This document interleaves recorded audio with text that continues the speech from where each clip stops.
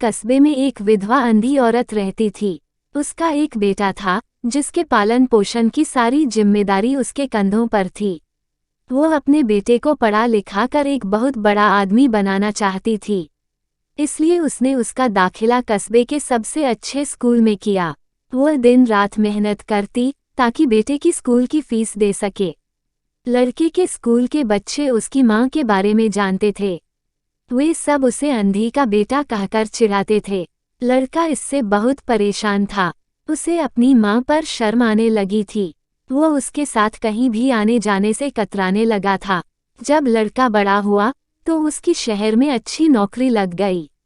उसने अपनी माँ से वादा किया कि शहर में मकान लेकर वह उसे लेने आएगा, लेकिन वह शहर गया तो फिर लौटकर वापस नहीं आया।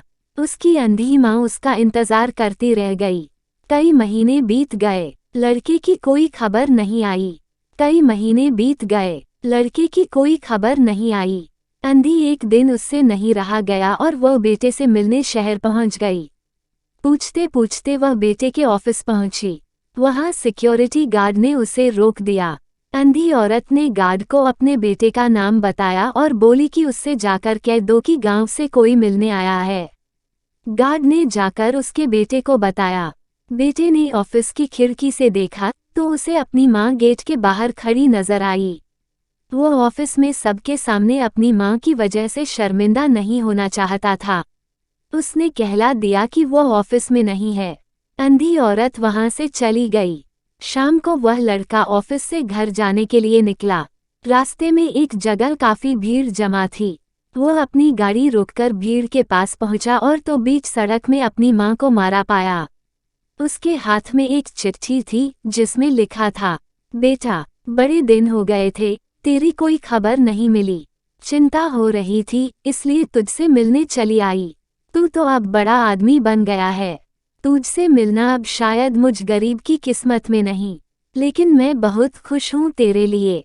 तूने अपना ही नहीं मेरा सपना भी पूरा किया। मेरे लाल, मैं तेरी तरक्की देख नहीं सकती। काश बचपन में तेरी आंखों में सरिया न घुसा होता और मुझे तुम्हें अपनी आंखें न देनी पड़ी होती, तो तेरी तरक्की अपनी आंखों से देखकर सुकून से मरती। तेरी अंधी माँ। ये पढ़कर लड़का फूट फूट कर रोने लगा। जिस अंधी माँ पर उसे शर्म आती थी, उसने उसके लिए कितना बड़ा बलिदान किया था। वो आत्मग्लानि से भर उठा और जिंदगी भर खुद को माफ नहीं कर पाया। आशा करती हूँगी कि आपको ये कहानी पसंद आई होगी। इस कहानी पर आपकी क्या राय है कमेंट करके जरूर बताइए। कहानी पसंद आई हो तो लाइक और शेयर करना बिल्कुल ना भूलिए। चैनल पर नए हो तो चैनल को सब्सक्राइब जरूर कीजिए। कहानी सुनने के लिए आपका बहुत बहुत धन्यवाद।